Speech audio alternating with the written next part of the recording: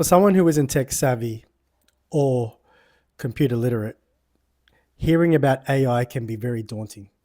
You hear about this machine that can answer everything and that knows all and is going to take over the world and take over all your jobs. And, while that might be true, we don't know. Who knows what Elon's planning? You can still use it to your advantage. And I know for novices, uh, they dabble in it and they treat it still like a more powerful Google search. Well, here's 5 things that you can do to use AI, like the ChatGPTs of the world, or the Geminis, or the Claudes, or the Groks, all these things you hear, these terminologies, these weird names. Here are 5 things you can use it for to start to get a little bit more out of it than just a glorified Google search.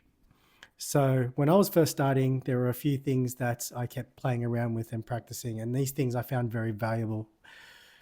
The first thing is asking it to break down things in as simple terms and terminology as possible. So there could be something really detailed or something a little bit complex, or just things that you can't quite wrap your head around. So it could be crypto for some. For some, what does that mean? How does that work? Where is my money going? Well, you can use simple prompts in AI to ask it, like, please explain to me this topic like I'm a 10-year-old. And it will break it down in really simple terms. A little bit condescending at times, but still, it makes you absorb and take it in a lot more detail. And also it saves you the heartache of asking someone to explain it to you and they give you terminology that you can't figure out what's going on. The other one I used to like to use is the 80-20 rule. So can you tell me how politics work in the US? Give me the 80-20 breakdown. And it gives you a high level summary of everything you need to know pretty quickly in a shorter format and easy to digest. So asking to teach you things, the basics, it's a really valuable tool to do that. The second one I like to use, and this is different for me because I have a little 4-year-old daughter.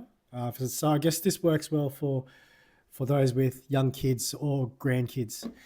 You know how you do story time and you make up stories? Well, what I use ChatGPT for in particular is I would ask my 4-year-old, what are the things they love and what kind of story would you like to hear? And ChatGPT is brilliant at giving a childlike story narrative. So, for example, one day my child was telling me she wants to hear a story about how the Octonauts hung out with Bluey. These are all kids things, cartoons. If you don't know it, you don't know it. Hanging out with Bluey, traveling around the world, traveling around the sea, and then going into space and visiting all the planets and then coming back home for dinner. Strange, I know. But I asked ChatGPT to create a story based on all those bits and pieces. And I told it, give it to me in 20 chapters and summarize it in audio form for 10 minutes. And then it'll do that. Sometimes it'll shorten it to like 5 or 6, but still, it will do that brilliantly. You're not fumbling around making crap up. It's great that it's able to put a kid's story together. And the best thing is you press play, and it just reads it, and the kids get a kick out of that. So that's another trick that I used to use when I was starting off. The other one, third one I use is for fitness and nutrition advice, guidance. You can ask it to give you some tips and tricks and guidances on your nutrition, for example. So I would talk to it and tell ChatGPT or even Gemini, I would say, this is my age, this is my weight, my height, this is my fitness background, this is what I like to do, this is how much time I have to spend. Can you remember that? And then give me a diet and exercise plan to reach my goals. And then I would tell it to act like my personal trainer with 20 years experience and experience with nutrition.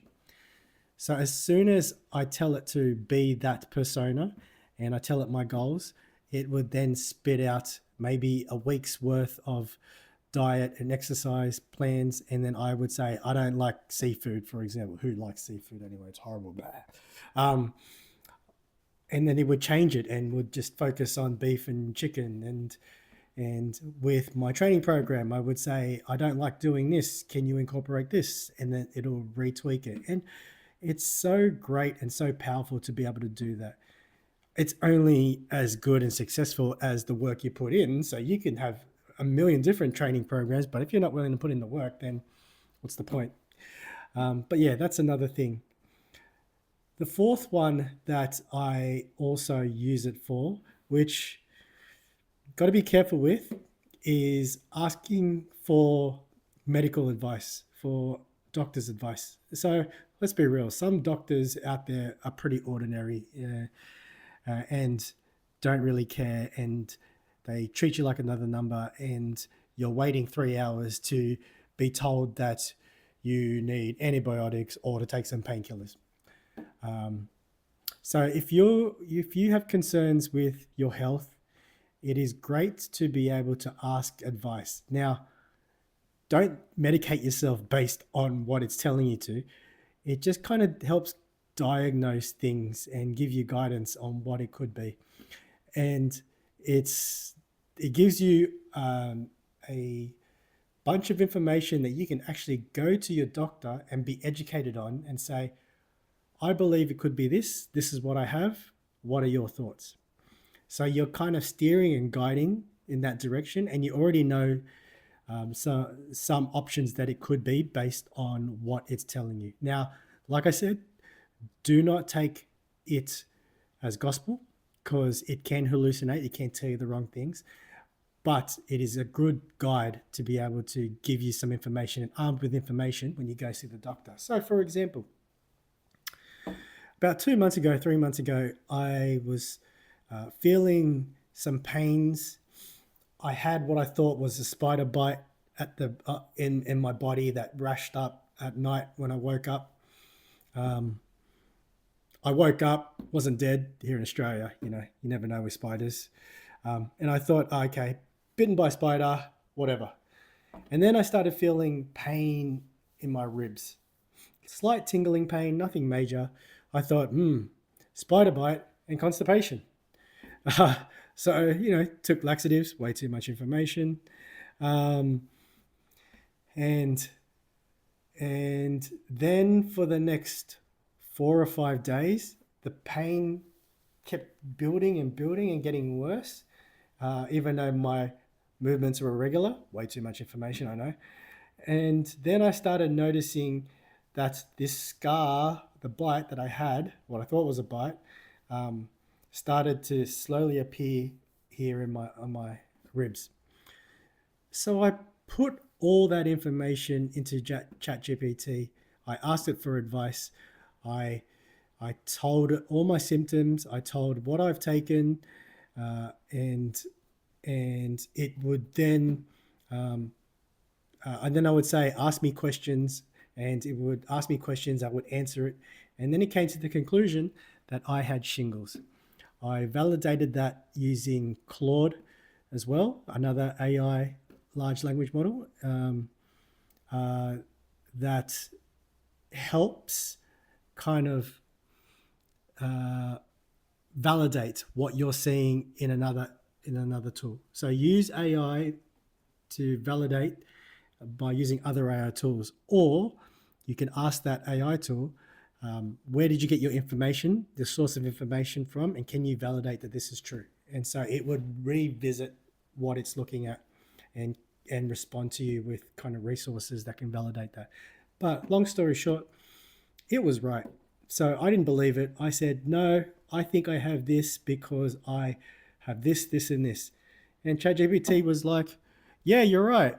It could be this, but I still think you have shingles. Go see the doctor. So this was on my way to the medical center.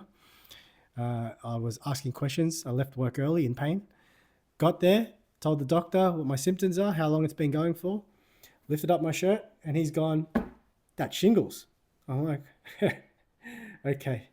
So, it was good to be armed with that information, going through what it could be. I sent photos of it too to ChatGPT to validate what it was seeing. So it was a great tool to use for medical guidance. Just advice, do not pop pills because ChatGPT said so, because it will screw you up. The last thing that has worked well for me is learning new things. So if you want to learn AI, ask AI to teach you AI. I mean, it's simple as that. I would used to try the different AI tools and say, hey, I want to learn about the basics of AI. I have this skill set. I have allocated 20 minutes a day. Can you give me the next 4 weeks of training? Pull in the resources, pull in the video links that can help support that, and give me a reminder every day to do this. And so it was a great stepping stone to learn new things. And then I took it up a notch because I'm a big believer in personal development, having a growth mindset. And I love learning new things. It excites me, whether it's health, nutrition, communication skills, whatever it is, life skills. I love learning new things. And my problem is not learning and taking things in and spending time learning stuff. The problem is retaining stuff. Like everyone else, you learn something, you watch something, you watch a 3-hour podcast over a couple of days, and then a week later, it's kaput, it's gone. You remember 5% of it. And you're like, what the hell would I do this for? Well, the best way to learn is to teach other people or to recall that memory. That is a good way to build up your skill set and learning things. And I found that Notebook LM by Google has been brilliant in doing that for me. So Notebook LM, if you look it up by Google, the great thing about that is it can link YouTube videos, and I love watching a lot of podcasts and information through YouTube. It's my source of education.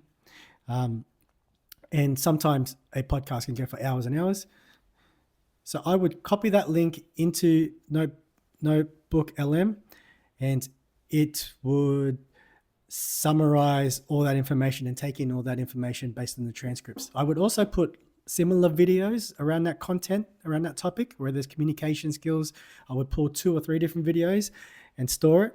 And what it then does is it learns from the information that you've put in it. It doesn't pull information from outside sources unless you ask for it. It only copies and uses the information that you put in it. And so you can ask questions about what it was that was in those videos or the content. You can ask it to revisit that information when you want to, but also there's a lot of tools built in. So you can do flashcards to learn stuff, questionnaires to revisit. You can pull up a mind map. It can summarize it to you in audio form, regurgitate it in a short kind of audio, kind of like listening back to in a podcast format, an audio format. And also visual. So if you're a visual person, you can do 1-pagers. It is great to build up your learning ability using that tool. I can't stress enough how valuable it is for you to learn new stuff using Notebook LM. So they are a bunch of things that that can help you utilize AI more than just a glorified Google search. And it's all trial and error. A lot of these tools are free. I'm paying for a few of them now off the back of learning how to operate it, how to use it, and it's exciting. You need to embrace this technology because otherwise you'll get left behind. It is like having a personal assistant in your pocket. It can do so much. And as you progress in terms of your skill set and knowledge, if you want to, there are a lot more things that you can use AI for, that a lot more smarter people than me can probably articulate better. But as your basic starting point, just try different things to help utilize it more, like asking for advice, teaching you some basics, using it for storytelling for your children, uh, asking for medical and nutrition or health guidance, life skills, whatever it might be. Just start using it, get comfortable with it. You know, at the end of the day, these tools are free. 10 years ago, if something was given to you as powerful as this, you would say, yeah, sure, how much do I have to pay for this? You'd be paying hundreds and hundreds and hundreds for subscriptions like this. These tools are free. My old man, who's now, 77, 78, his mind was blown away when he saw how helpful it was in rewriting his biography. And he was like, it's not just the responses, it's the speed. It's coming back at me with suggestions, with rewriting stuff, with fixing grammar, with like all this stuff that gets done in a blink of an eye. So utilize it, embrace it, and don't worry, they're not going to take over the world just yet. There's still time. Learn it, make it your best friend. So when it does take over the world, at least you have a connection with them, right? Anyways, thanks for listening. I'll see you again soon. Peace.